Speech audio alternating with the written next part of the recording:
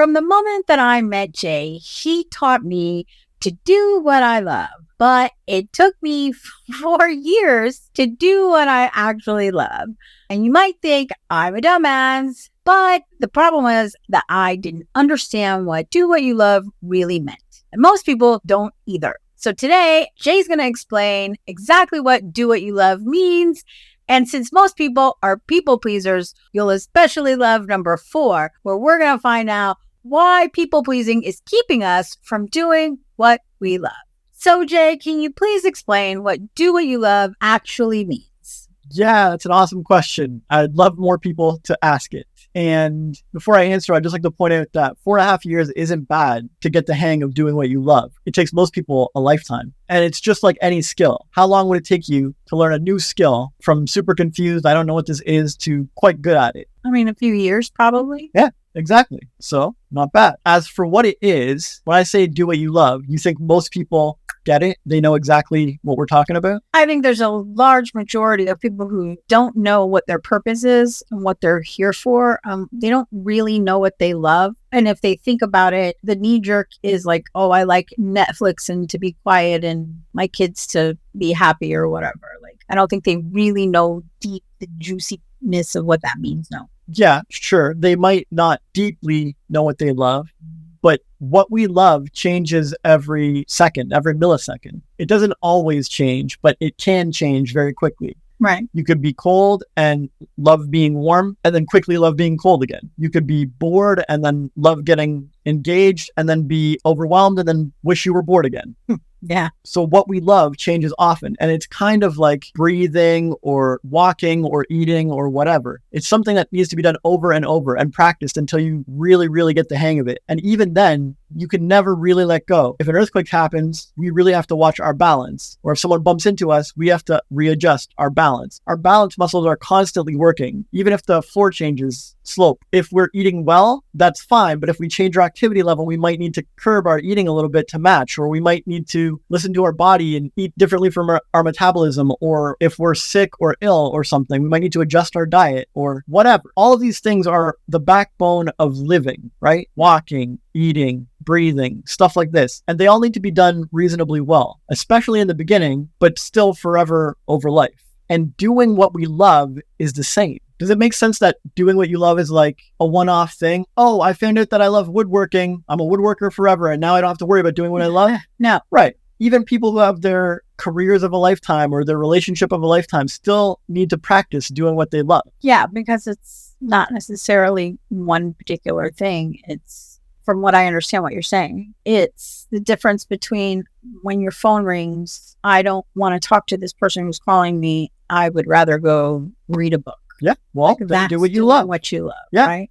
Someone invited me to this funeral. I don't want to go. But for another person, it might be someone invited me to this funeral. I really want to show up for them. Yeah. And it's like, well, whatever. Each person is different, but they both got to do what they love. For one person, the baller choice is to skip the funeral and do what they love. For the other person, the baller choice is to get dressed, get off the couch, and go to the funeral because that's what they love. Yeah. Some people love relationships and connections. Some people love freedom and doing what they want to do. Some people do too much of either one. Doing what you love is self-correcting. When we were babies, we all did what we loved. And didn't all of us touch something extra hot? Yeah. Why would we all touch something extra hot? We have parents and grandparents, everyone trying to keep us away from them, tell us not to do it, whatever. It's going to hurt, yada, yada, yada. And yet something deep in our soul is like, touch the hot thing. And it's getting hotter as your hand moves closer. Yeah. You're like, oh, well. See what happens. Yeah. That's what we do it. Well, sure. But our soul deep down knows this is a beneficial thing. Yeah. Well, we want to see what happens because we need to know, like, is this a good thing for us?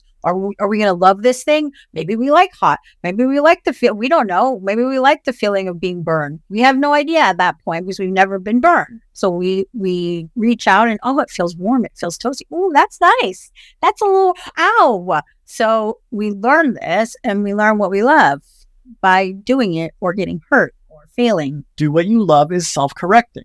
You can follow your impulses in your heart and your gut, and it will lead you to an awesome thing. But that doesn't mean there'll be no pain anywhere ever. Right. A lot of people think doing what they love means just never having pain or discomfort or unease or whatever. Like, no, that's living in some weird bubble. That's not what you came to Earth to do. Nobody loves that. But that's not doing what you love. That could never be doing what you love. What? Right. It's to go out there and experience life. And that's going to involve some foibles and quirks and failures and setbacks and obstacles and pains and challenges. Right. Yeah. And that's what makes you a better person, a better character. As a baby, you knew this. You need to have some tumbles and some hot stoves and whatnot to become the real you, to become the robust version of you. Yeah. So there you go. A lot of times doing what we love is doing the thing that brings the discomfort. Yeah, that's very true. And so many of us we want to avoid the discomfort. And so we avoid everything because we don't want to feel pain or discomfort in any way. And this keeps us from doing what we love and being happy. Yeah, it happened to me just before we filmed. Yeah. So is doing what we love a skill that must be practiced over and over, the same way eating and walking and so on is? Yes. Yeah, it has to be. Right. Because you don't know what you're going to like until you do it. All good. And is doing what we love more likely to involve a bit of discomfort or challenge or mistakes, or less likely to involve that? More likely. Right. And is doing what we love a moment-to-moment thing that can change on a dime? Yes. Right. So if I'm thirsty right now and I get an impulse, a drink would be nice. Maybe it's not a giant neon sign that says, do what you love, have a drink. It's just a little, man, I'd really like a drink. Yeah. I now have a choice in this millisecond. What is my choice? To get a drink or not. Exactly. And what do most people choose? Not. Right. But what does someone who does what they love choose? Oh, they get the drink. So it may seem like a silly thing talking about being thirsty and getting a drink, but that's where it starts. If you want to be good at doing what you love, where you're doing the career you love and the relationship you love and every hobby and every day is full of things you love, you got to start with the little things. You don't get to do a Harlem Globetrotter superstar trick shot until you learn how to dribble. True. And there's a lot of practice in between the two. Mm-hmm. And you got to start with learning to dribble and dribbling a bit more and then dribbling through the legs and so on and so forth. Yeah. Well, same for doing what you love. You got to do what you love in the tiny moments if you ever want to get to the big, awesome magic of doing what you love. Mm-hmm. So do you work when you feel that impulse? Do you help people? Do you do the things that fulfill you? Do you practice your passions and hobbies? Do you prioritize them? Do you set boundaries? Do you stand for what you love? Do you stand up for yourself? Like all these little things throughout the day, all these tiny moments, that's where the practice starts. And so a lot of people are like, oh yeah, do what you love and I'll do what I love and I totally do what I love or whatever. It's like, I see you, man. You ignore every little call from your heart. You don't even get a drink when you're thirsty. You keep doom scrolling. So I've been there. I did it too. I spent lots of time ignoring what it was because, well, one, I wasn't clear on what I loved exactly. And two, I had a lot of anxiety and fear about myself that wouldn't even allow me to do the things I love when I figured it out. Well, you raise an amazing point because that's the beauty of doing what you love. You can always do it. There is zero thing that can stop you from it. Now, if you have anxiety or depression, what you love might change. Like what you love might be, I wish I was pissed off enough to get out of bed. Yeah. It's like, that's not huge and it's not great and people might judge it. But if that's what you love, you can get yourself pissed off enough to get out of bed. Yeah. But you can follow that impulse. You can do what you love, no matter if you're in the depths of despair or you're neutral or you're already living life or whatever. Right. You can always inch towards the thing you love. It's always calling us. If you're cold, you can inch towards warmth. You can snuggle up. You can put another blanket. You can grab another hoodie. You can whatever, practice Wim Hof breathing, something. Right. There's something you can do. And even if you can't do anything, you can make a promise to yourself. The next time this situation happens, I am going to do better, or I am going to get warm, or I am going to be prepared, or whatever it is. Right. And even that is making a baller choice and moving towards what you love and doing what you love. Or like, okay, I'm not getting out of bed today, but I 100% am doing it tomorrow, no matter what or whatever. Or I'm going to research some stuff that helped me do it tomorrow, or I'm going to, whatever. Everyone has their own individual calling, their own individual impulses of what they love. And we can either move towards them or move away from them every single time. Agreed. And also, I want to add too real quick that first thought that we have, this is our inner being, who we are, that's telling us to do something. It's the voices after that, like all afterwards, those are the ones, that's you keeping you from doing that thing. So yes, that is very common, but we have to be careful because some people have like schizophrenia or whatever, and the first voice is not quite the right voice. And okay, it's like, we don't want to get involved in like lawsuits and all that. But what I can clear it up though, because none of us ever have to immediately obey the voices in our heads. No. There's always a moment between our action and what the voice said. It's not like the voice instantly moves your hands and stuff. It's a voice. Mm-hmm. And so we can always stop to analyze or sit with the voice and vibe it out and feel it out. Like, which voice is this? Is this a correct voice that will help me and serve me, will benefit humanity, is part of my calling? Or is this a terrible voice or a confused voice or an old protecting voice or whatever? We can all ask ourselves, what voice is this? Usually, like you said, it's that first initial voice is the reliable one. Right. But if someone feels like maybe it's not in their case, you can still figure it out for yourself. That's part of doing what we love. We can follow the voice we love. Yeah. We can remove the voice we love. I'm just thinking about all the overthinkers out there, because I was like that too. I would get that urge to go paint, and then, well, but I have to wash dishes, and I have to prepare lesson plans for next week, and I have to do laundry. And I'm like, this voice of telling me, painting isn't important. And all of those voices after the initial feeling or thinking that I wanted to paint were the ones that were really just trying to drag me down and keep me in my comfort zone, because it's easier for me to be unhappy and miserable in my comfort zone than get up and paint and do something that I really wanted to do. So yeah, well, that's a perfect segue into some of the future questions. So love it. Yay. All right. Well, so I heard you all the times you told me to do what I love, right? But it felt so hard. And I thought, well, if I really love this thing, it wouldn't feel hard.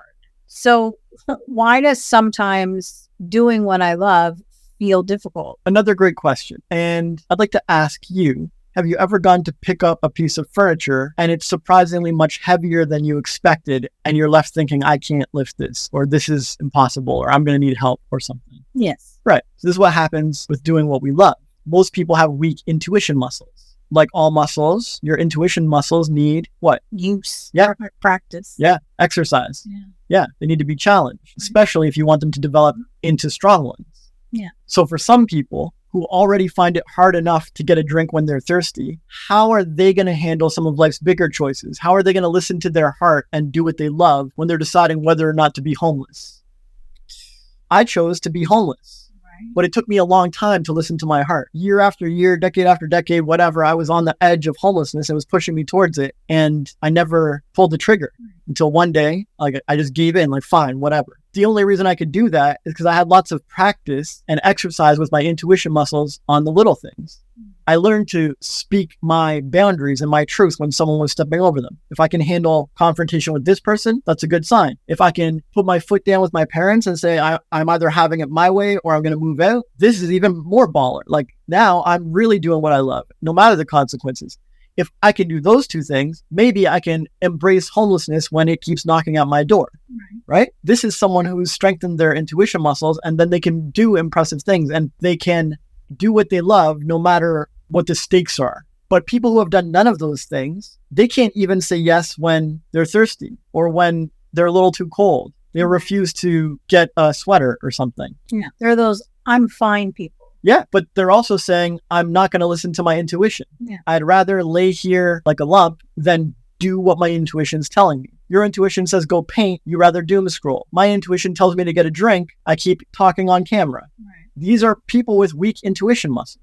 And usually they're people who over-rely on their intellect, like you were talking about earlier, mind racing and overthinking everything. Or they're people who over-rely on their emotion. Oh, well, I felt this, so I decided that. And I felt this, and I just did that. And it's like, both of these over-reliances are not how to navigate life. You weren't born a human and blessed with emotional intelligence and intellectual intelligence in order to squander them or misuse them or over-rely on one or the other. You were put here to use them together. Just like two arms or two legs or two eyes or whatever. They're meant to work together. And if you use them together, you'll have a great result, a great outcome. If you overuse one of them or over rely on one of them, like you get all out of balance and all out of whack, and you get weird stress injuries and all kinds of stuff. You can't just do that. You have to balance things. You have to use them together, use them in tandem. And so our intuition muscles is our emotional intuition and our intellectual intuition, or our logical intuition. Or you could say that one tool is our intuition, which is from our emotions and our body, and the other is from our intellect and our analysis. So analysis and intuition. I don't care how you label them. The point is they both got to be used well if you want to make a positive choice. Right.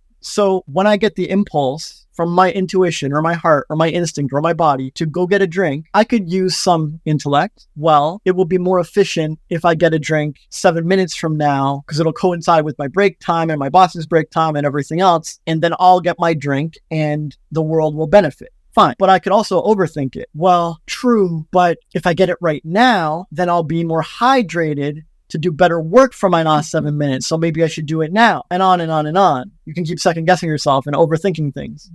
In the first case, maybe the intellect was helpful. In the second case, maybe not. Or maybe it was helpful in both cases. But it's an individual thing we all have to figure out for ourselves. And you don't figure it out by having a giant argument of who's right and how much thinking should we do and whatever. How do we figure it out? If we don't figure it out by talking and theory and by doing. Yes, exactly.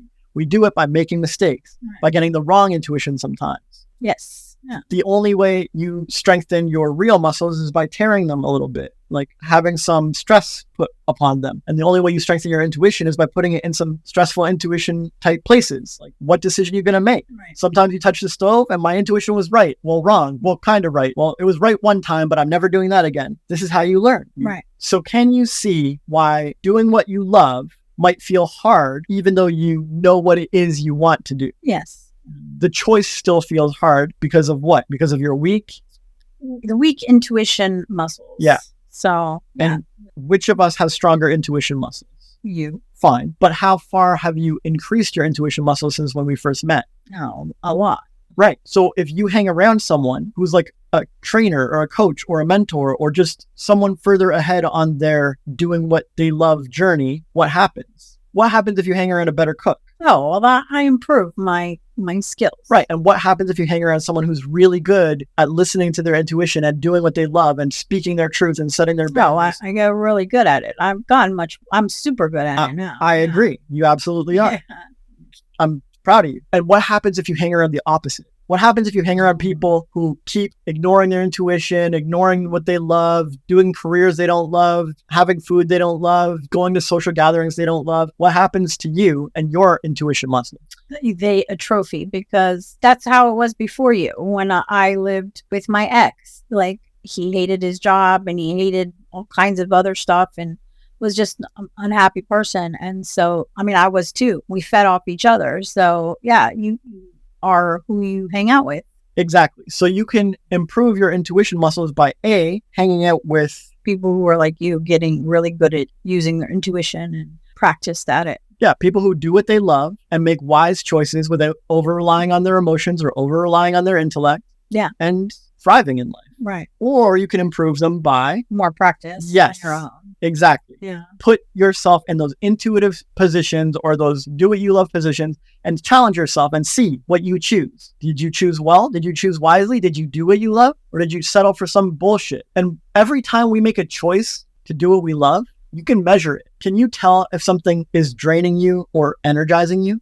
Yes. So you can tell if you read a book, if it's draining you or energizing you. Yes. You can tell if you watch a show, if it's draining you or energizing you. Yes. You can tell if you're doom scrolling, whether that is energizing you or draining you. Yes. You can tell if you're creating art or helping a customer, whether that's draining you or energizing you. Yes. You can tell if interacting with your partner is draining you or energizing you. Yes. And it can change moment to moment, yeah? Yeah. So you can always tell moment to moment whether something you're doing is draining you or energizing you. Mm-hmm. Yes, I can. Right. And so can everyone. Even if they're rusty or out of practice, those are your intuition muscles. Mm-hmm. Right. Even if they're weak, they can still be trained and improved and strengthened. And if I showed you two people and one chose like 12 hours of draining choices a day, going to work drain them, commuting drain them, seeing the boss drain them, seeing their neighbors drain them, seeing their coworkers drain them, doing the work drain them, drinking the coffee at that place drain them. I feel drained by your example. Yeah. So that's person one. And then person 2 woke up when they wanted, pursued a hobby and a passion they loved, monetized it the best they could. Even though there was struggles and it was scary, they were still doing what they loved. They were happy to stay up late to work on it because they were getting energized all along the way. And then only once they went to a funeral they didn't want to go to, and that drained them. But then they got back on the horse and started going back to work and working on their business and helping their relationship and yada, yada, yada. And they were proud of themselves and they were doing those things that energized them. Out of these 2 people, which one is going to have paradise in 10 years? Person doing what they love. And which person is going to have hell in 10 years? The one that's not. Yeah. But who's responsible? Like, was anyone making this person choose the draining choice in every moment? Nope. Did someone force them to do all those things?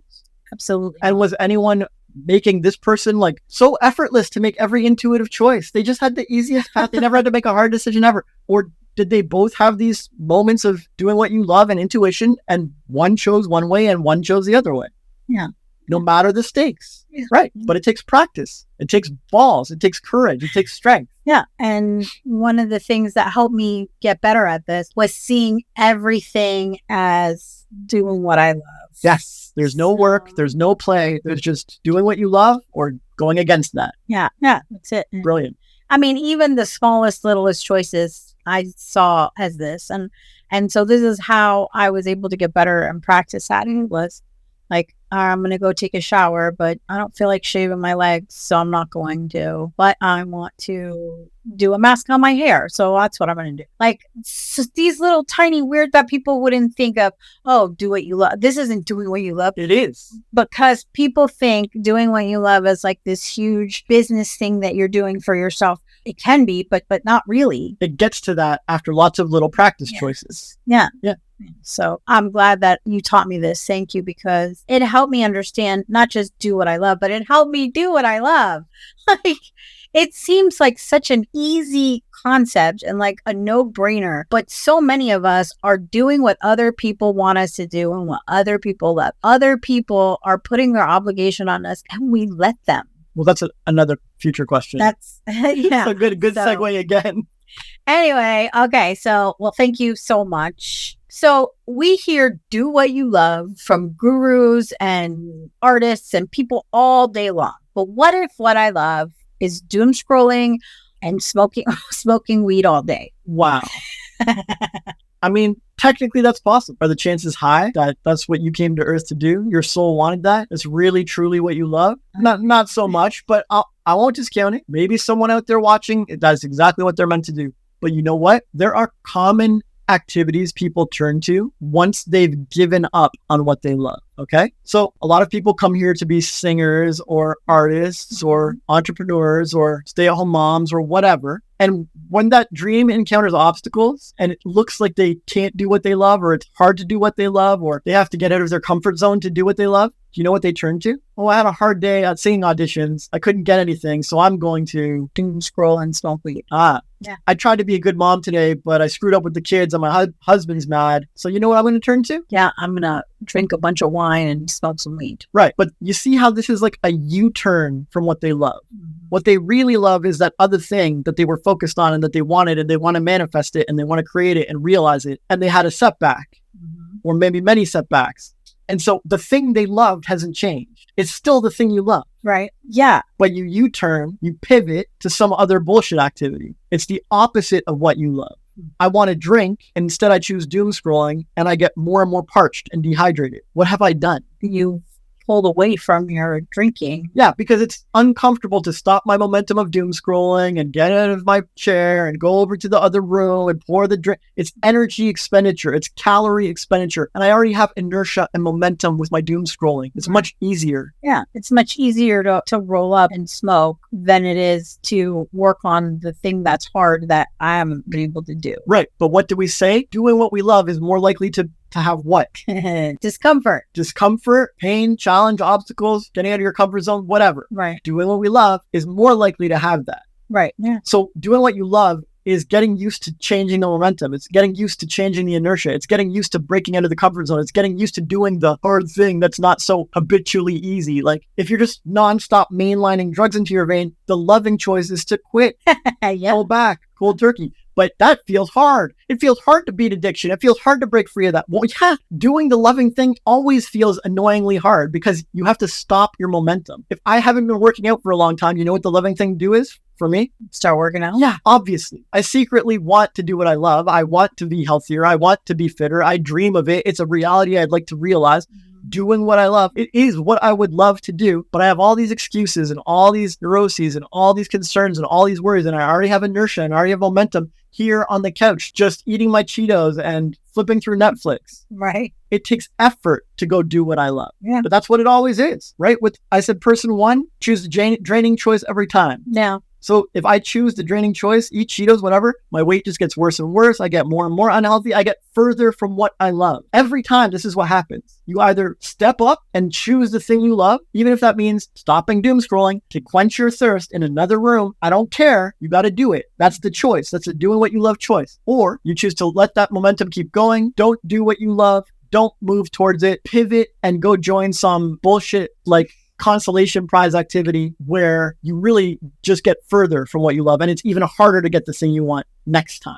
Yeah, that's a good point too. So yeah. So this is what we call resistance. There's always resistance between you and doing what you love. Mm-hmm. It will disappear as soon as you start doing what you love. Like it'll lessen and disappear entirely. It does. Yeah. Yes. This happens. You work out the first time, it's a bit hard. Mm-hmm. Next time it's easier. Next time it's easier. And the resistance goes away and lessens.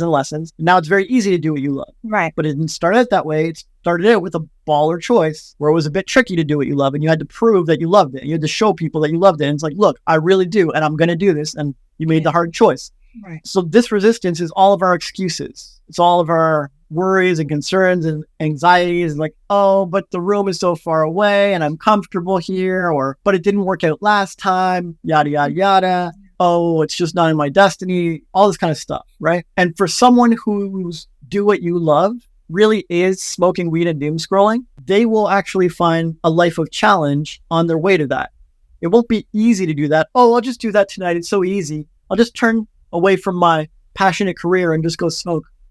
So easy. For them, it'll be a challenge. Like, since I was 3, I really was obsessed with weed and I always wanted to smoke, but I was in a very conservative religion and they wouldn't allow it and they watched me like a hawk and they were kind of abusive and they kept the camera on me and I could never do it and yada, yada, yada. And now I finally stepped up and did what I love and I had to run away from home to do it. Like the people who really are meant to be doom scrolling and smoking weed or whatever as a life path, as a career, they will have to become better humans on the way to that. They'll have to learn discipline to succeed at that. It will be like a calling for them. So if my calling is to smoke weed and watch Netflix all day, that there will be some sort of barrier between me and that. Resistance. And so if my dream or my purpose is to be here to help other people to be better and be happy in a shitty world, I'll have resistance to that. And you did. Yeah. You hesitated to do it. I pushed you towards it every time. You made every excuse not to do it. There was so much resistance and it was just much easier to not worry about getting rejected and not worry about contacting people. And I don't have to organize my contacts and I don't have to run a system and I don't have to learn marketing.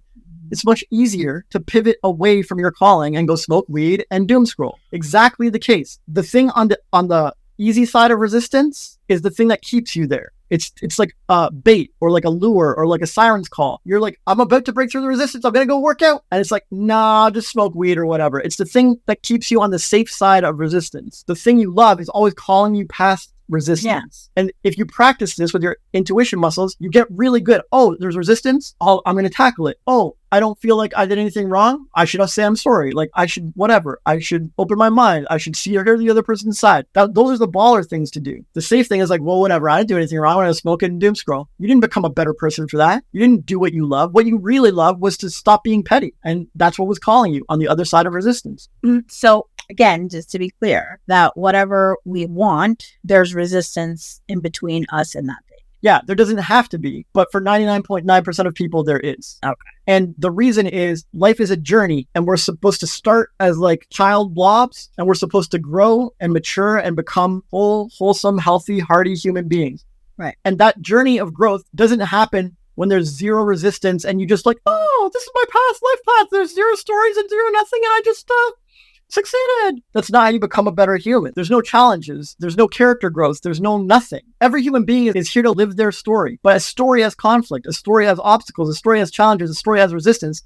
And a story has an awesome reward of doing what you love that you get when you step up past resistance. I make a habit of doing this. I aim to step up past any resistance I have. I had resistance recently about relaxing or trying herbs or something. And since I had the resistance, I'm like, okay, I'm trying it. I'm committing to it. And I committed to it. Like, invested time in it, invested money in it, took advice from people on it, like started my own tracking system. I'm very careful and disciplined with my experiments. I don't like to F with them at all. Like, but there was a lot of resistance from me at first. Like, it's not common for me. I have inertia not experimenting with any substances and just living supernatural and pure. Yeah. To do that is like crazy.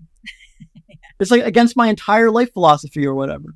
But whatever. I felt resistance. It must be calling me to a better place. I'm at least going to give it the time of day. I'm going to put my hand close to the burner. Like, I'm at least going to get close. Okay, so I have a question. So are you saying then the things we have resistance are calling us? Is that always or no? No. Okay. I'm just saying, you asked what if my calling and doing what I love is doom scrolling and smoking. Right. And it might be here and there, moment to moment. Maybe it's like when you get cold, you need a little bit of warmth, but you don't need to live in warmth or live in a volcano or never go outside or whatever. Right. So with weed and doom scrolling, maybe you need a little bit because after too much stimulation, you need some unwinding or something. Right. Fine. Whatever. But if you think your calling or career or what you're supposed to do 12 hours a day is doom scroll and smoke weed, I'm saying it's a good sign that if that's easy to do for you, so easy. It's easy, yeah. Then it's probably on the safe side of resistance. It's not calling you through life and it's keeping you in your comfort zone and you'll never get past the resistance. The thing that's actually calling you is on the other side of resistance, like put the weed away, go build a career. Or put the weed away, step up for your family, or put the weed away, yada, yada, yada. And it's calling you through all your bullshit excuses and neuroses and I can't do this and this is not meant for me and this is hard and this was a failure. Like, that's all resistance bullshit. Yeah. Oh, it's just easier to smoke weed. I guess I need this now. Someone who's stepping through resistance is like, nah, I don't care about the setback. I'm learning from this and I'm going to do better tomorrow. No, I'm going to do better tonight. I'm not doom scrolling or smoking weed. I'm tackling this again. Like, this is a baller. This is someone who's doing what they love. You can tell. I can't even believe like it's a conversation. You know what I mean?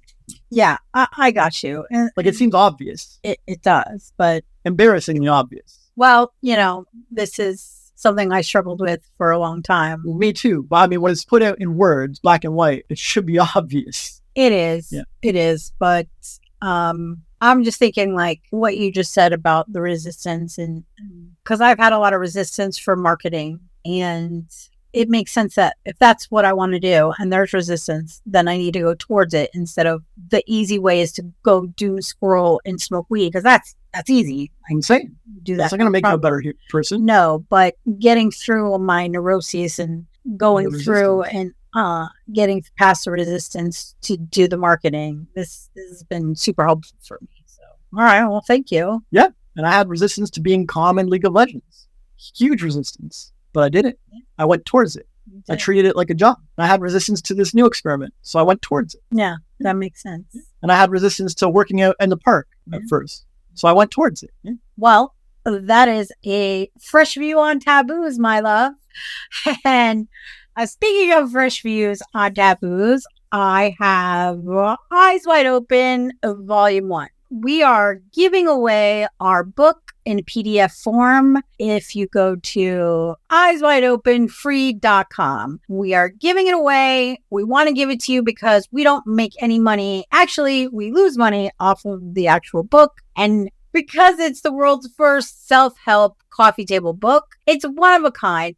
And it has all those fresh views on taboos that we talk about here on the podcast. And every concept in this book helped me transform my life from heroin addict and miserable human being with full of anxiety and depression to the happy-go-lucky, positive girl you see before you who is clean. Anyway, we love you. Thank you so much. The book is yours. Go get it. The link is in the description.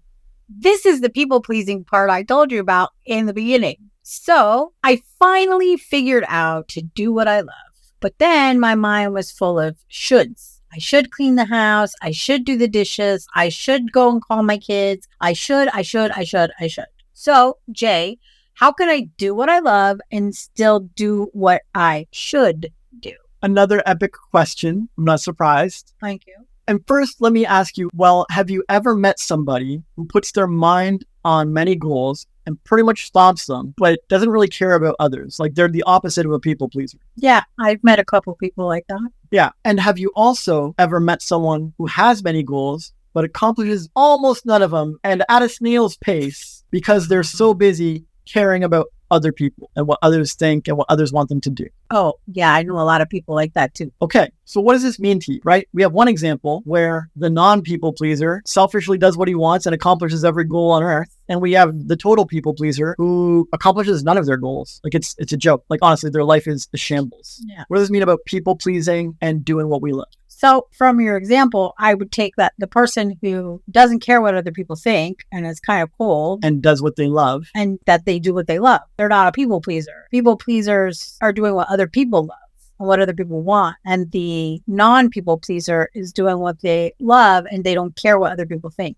Yeah, that may be so. But doesn't that sound like you just encourage people to do what they love by being cold and uncaring and accomplishing their goals? That doesn't sound like the Cyn I know, but No, but so what's up with that? because if you're people pleasing, you care about what other people want you to do, you're not doing what you love. You're doing what other people love, and you're never going to have the thing that you want.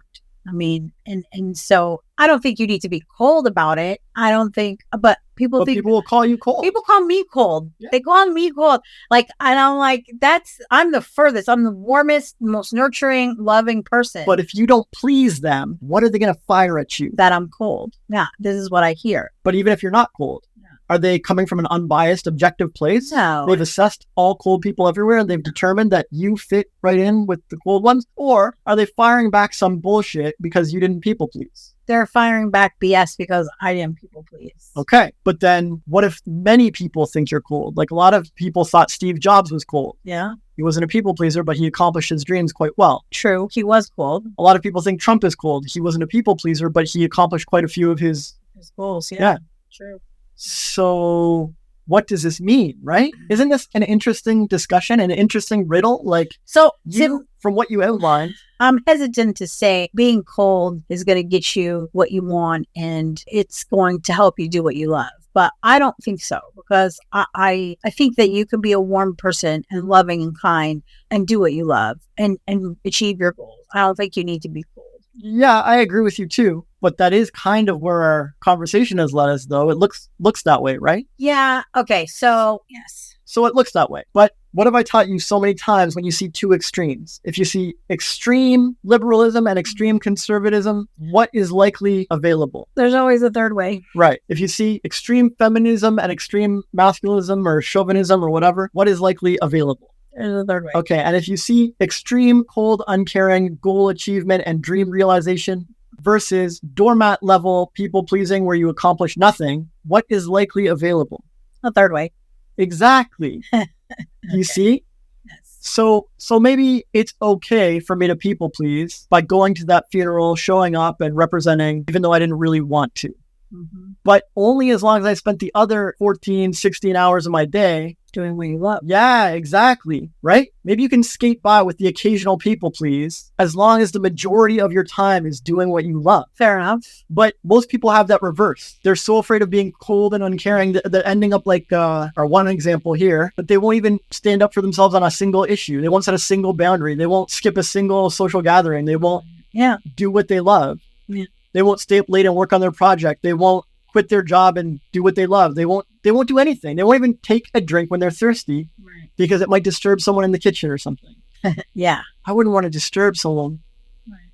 So what's the third way then? Will you tell me? Well, kind of like what I said, where you can do what you love and be warm and kind and loving and still hit your goals. Sure, but like no matter how warm and kind and loving you are, if you're not people pleasing certain folks, they're going to fire something back at you. So there's no escaping that. No, there's not. Unless you're willing to people please everybody. You have to decide, are you willing to give people up? please everyone. Yeah.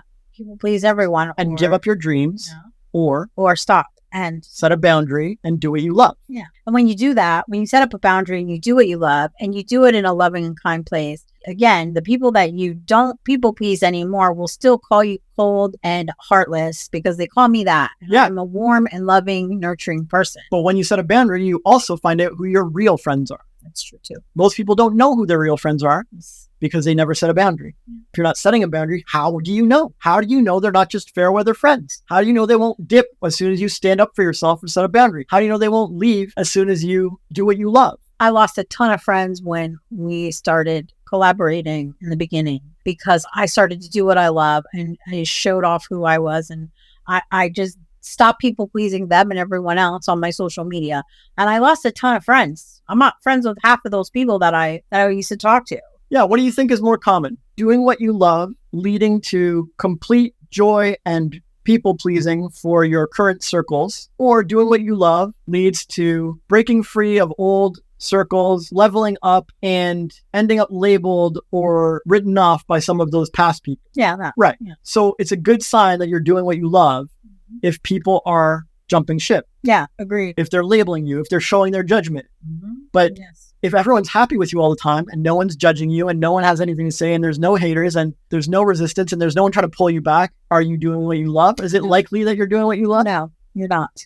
Yeah, probably not. No. And you can fool yourself and say you are, but you're not. Because if you're doing what you love for real, someone in your life is angry about it. Yeah. If you haven't lost a customer or a friend recently, I'm a little nervous for you. Yeah. Like, Same. honestly, there's 8 billion people in the world and you're going to keep making new friends, new people, new customers, hundreds, 50, 10, 20, hundreds, whatever. Yep. But you're also going to always be losing one or two here or there who don't jive, who can't get on board, who can't agree, who can't see your side, who need to label you, who need to point fingers at you, who become haters. Like, you got to go through life setting your boundaries and watching who your real friends are because the other fake ones will leave. It's true. So to do what you love, you need to be much closer to this side of getting labeled and cold and uncaring than to this side of being a people-pleasing doormat who barely achieves their own dreams. Yeah, because if we... Like, there's a middle way, but it leads towards this. I agree. Yeah, because people-pleasing is not the way to get your goals. People-pleasing isn't going to help you do what you love. Like, this is clear to me now. Like, if you really, really want to do the things you love, you're going to have to let go of those people. Yeah. And let go of people-pleasing. When we were little, we learned that people-pleasing gets us allowance. People-pleasing gets us late bedtime. People-pleasing gets us extra food or treats or desserts or something. And so, fine, for a baby that can't move or feed itself, maybe people-pleasing is a reasonable strategy. And it helps you get some of your dreams. It helps the baby get some of its dreams. But if you're a full-grown adult and you're still behaving in your people-pleasing baby ways, trying to get the world to give you extra stuff because you pleased people, you've lost the plot. Like, this is not the strategy. This is not the stage of life you're in. You're in the step up, be a baller, set boundaries, and let the chips fall where they may stage. You're in the do what you love and let real friends show up way. Yeah. You're in the do what you love, even if I have to be alone way. Like, you're in the baller stage of life, right? Not the baby stage of life. True. People-pleasing was okay as a toddler. It's not now. Agreed. And as we get older and we stop people pleasing, it feels so good. Like, when I was in high school, I didn't do anything anyone wanted me to do. I was a horrible teenager, but if I look back on it, I was making a lot more choices of doing what I loved back then when I was horrible than I was later after I became an adult and I was a mom. And then you made like none. Yeah, really. I mean, I would take a few baby steps and do something, but then someone else would so my very first business was making jewelry, and my first husband was very supportive of this unless it was in his way for watching football or going to a game or whatever. Then it wasn't. And then I people pleased. So yeah, that's a common occurrence too. Your career or your hobby or your passion is calling you and there's resistance, like jewelry making or having my own business is calling me. But do you pivot? Oh, I'll just doom scroll. I'll just get a job. I'll just give up. I'll just smoke weed. I'll just listen to my husband. Or do you go through the resistance to what you love? Do you step at your comfort zone, step past the momentum, the inertia, and start building your business? And when a setback happens, do you commit to it? Or do you just pivot to something else, something easier, something shinier, something more distracting? If you go to succeed on YouTube, do you commit to succeed on YouTube? Or you just pivot to Facebook or Instagram or Threads or Twitter or X or whatever. Like, oh, it's probably easier on TikTok. I heard people are going up there. Did you commit to what you love? You chose YouTube initially. Why? Because you like being on camera or because it spoke to you or it was your instinct. Now you're invested in it and you have time in it. Are you going to commit and like make that thing work? Or are you going to pivot? And only you know what the right choice is. But a lot of the time, the hard thing to do, like committing, is the right thing that will get you to what you love. And the easy pivot, like, oh, well, whatever, this keeps me comfortable, will keep you away from what you love forever. It's a common thing. So, well, thank you so much. And I'm just very, very grateful for everything you've taught me so that I am no longer doing those things for other people. And I'm okay with being labeled as gold because I know the truth. I know everything I do, every choice I make is out of love and kindness in my heart. And I'm not people pleasing other people now and they're annoyed with me. And that's okay. They can be annoyed. I still love them. But thanks. Yay. So when we met, I was doing eBay and I was doing pretty good business, but I really wanted to do something different, something more. But I just had this feeling of I'm just a stay-at-home mom. I have no value to offer the world. So how does somebody who feels like that do what they love to be successful? Good question. And let me ask you, have you ever read any biographies or stories where someone wants to do something and they have all odds stacked against them, but they do it anyway, and it's really inspiring? Yeah. Okay. Have you ever read any stories or biographies where someone faces obstacle after obstacle and overcomes each one, and every time you think they're almost there, there's another one, but they eventually get it, and it's really inspiring? Yes. And how about any stories where a person was worthless and unskilled and a loser and had nothing to offer the world, but eventually they step up and shine and they take over the stage and everybody's impressed or whatever? Yeah. Okay. The people in those stories are examples of people who believe in themselves and believe in what they're doing and their goal. They believe it's meant to be and that there's a path for them to get there, even if it has obstacles. And because they have such strong belief, they persevere and achieve it. Right. It's also examples of people who don't let identities and labels stop them. They don't cling to the old identities. They don't think, oh, my identity is as a worthless person, so I can't do X, Y, Z. Instead, they just say, you know what? I don't care what people say or what excuses there are. I'm going to do X, Y, Z. The identity part is left out. They don't say, oh, I'm just a mom. I can't do ABC. Instead, they say, I'm going to do ABC anyway. The identity part is left out. They don't have shitty beliefs like, well, it's just not in the cards and fate doesn't want me to have this. God doesn't want this for me. Instead, they're like, I believe in myself. If I have this desire or this dream, God gave it to me. Like somehow I got up the inspiration towards this item or this desire or this thing. And gosh darn it, I'm going to achieve it. I believe in it. I'm going to make my way towards it. Yeah. They don't just randomly insert misbeliefs. So this is reason 5 why people can't do what they love, because they're constantly throwing misbeliefs into the gears, or they're clinging to old identities. Okay. If you have an old identity as just a worker, how are you going to be an entrepreneur? You can't, because you're so about being just a worker. Yeah, unless you let go of that identity and stop calling yourself just a worker and instead say, I'm an entrepreneur in the making. Mm-hmm. I'm a successful businessman. You guys just haven't seen it yet. It's unfolding. It's happening. Right? If you claim a new identity that serves you, okay. Or have no identity at all. I don't know what's going to happen, but I like moving towards this goal of a thriving business. So I'm going to move towards it. I don't care what people say, right? You see how it's much easier to do what you love if you have healthy beliefs that support you, you believe in your stuff, and you have identities that support you, or at least you don't have old identities that are holding you back. Right. It's a game changer. Yeah. Imagine you see yourself as not a marketer, or you see yourself as a poor person, or you see yourself as valueless, or you see yourself as minimally valuable, like any of these things. Right. If that's how you identify, how are you going to do what you love? Do what you love is a thriving, successful business. Yes. All your identities are the opposite of a thriving, successful business. Yeah. A thriving, successful business is a marketer. They are an entrepreneur. They are a successful business person. They are abundant and prosperous. They do have clients. They identify as a valuable person serving society, creating jobs, helping the economy. They identify in a positive way. And that lines up with doing what you love. If you have all these old identities, you're screwed, man. It's a nightmare. How are you going to ever manifest or realize or create your dreams, right? Or as soon as you want something, I want to reunite with this person, or I want to have positive interactions with so-and-so. Great goal. yeah, but they'll never change and it probably won't happen and it's just not in the cards. What's the point of even talking? Like, your beliefs are shooting your dreams down instantly. They're brutal. You could believe, well, anything can happen. It's possible. I'm learning a lot about human behavior. I'm going to study this. Maybe I'll master it. Maybe I'll write a tutorial to help other people for it.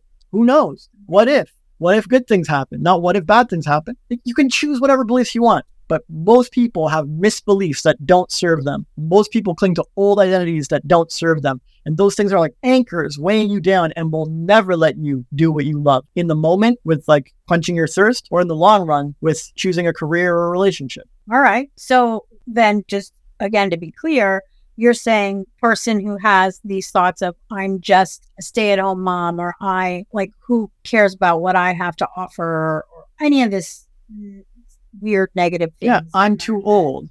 Yeah. Oh, that's another one. Yeah. It's too late for me to start. Well, we saw a thing on Reddit recently. It was like 25-year-olds like, it's too late. It's too late for me. Like, what?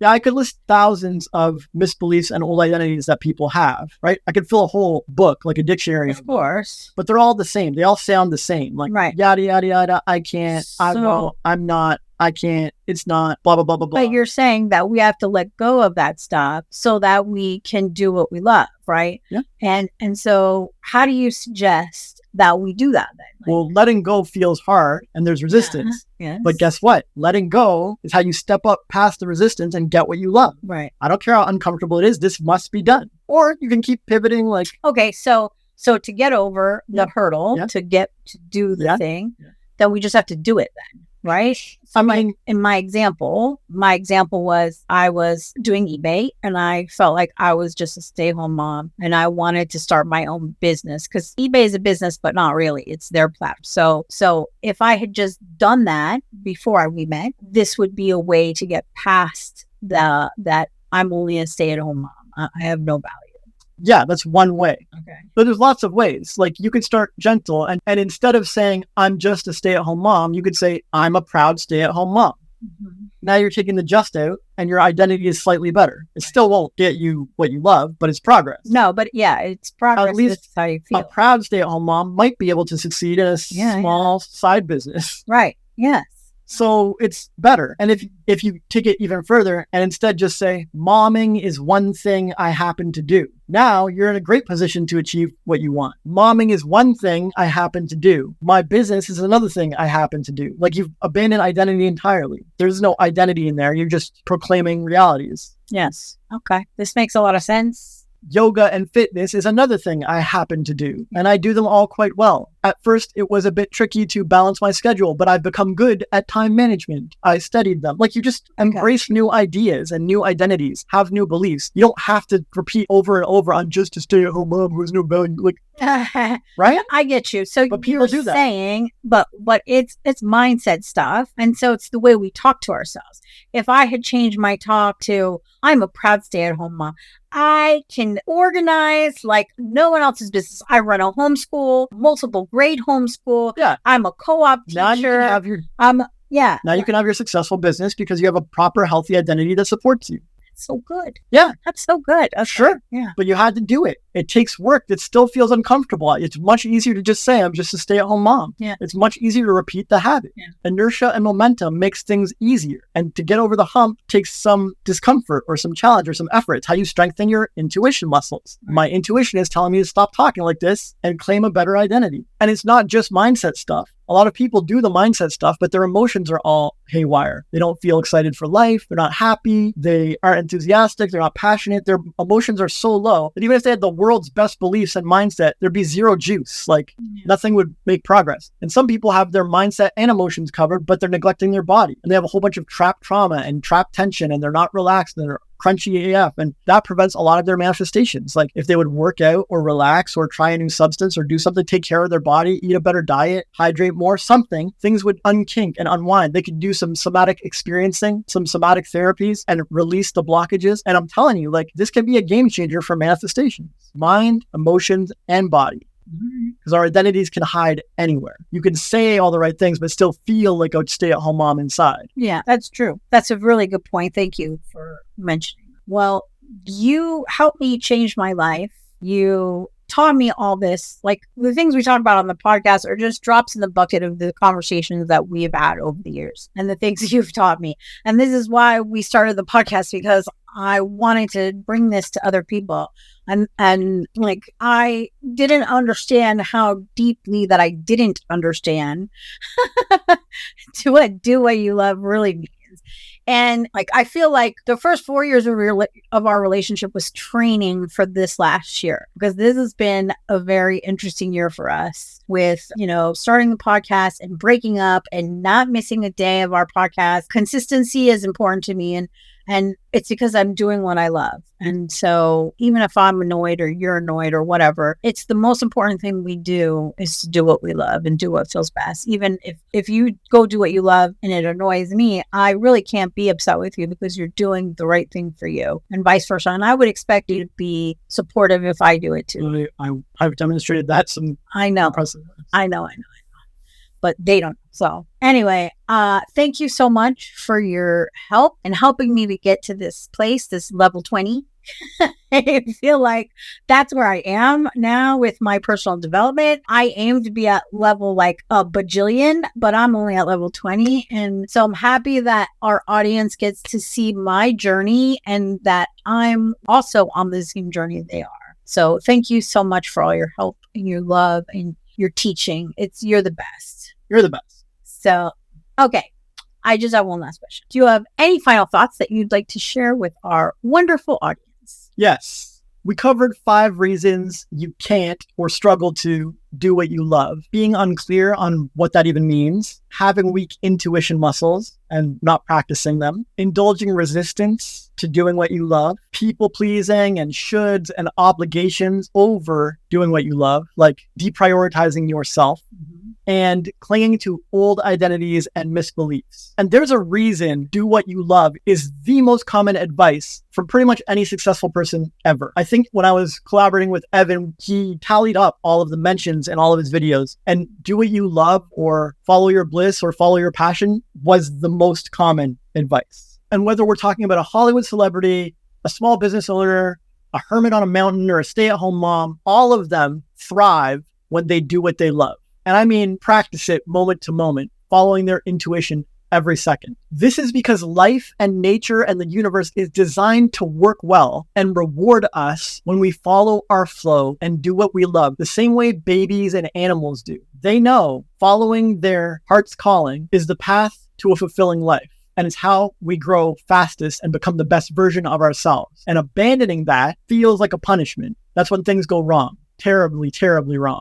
And we can tell if we're doing what we love the same way we can tell whether anything drains us or energizes us. Even if we're rusty, this sensitivity can be trained and practiced. So you can fight it or resist it or argue or disagree with me all you want, but doing what you love is a law, like gravity. It is not up for debate. And just like gravity, you can either leverage it and use it well and benefit and blossom from it. Gravity can do some very powerful things for us. Or you can fight it, resist it, or claim ignorance of it, and then watch as gravity turns you into a splat on the ground. The same thing goes for doing what you love. To me, it seems like a really easy choice. And for a rise rebel like you, I'm sure it's the same. Choose wisely. You got this. And that's why our book and this podcast are called Eyes Wide Open. And after today, you'll know the 5 reasons of why you haven't been able to do what you love, but you can now. And if you watch this video here about love and fear, it will help you to stop sucking at life. And it will help you to keep your eyes wide open. Keep rising.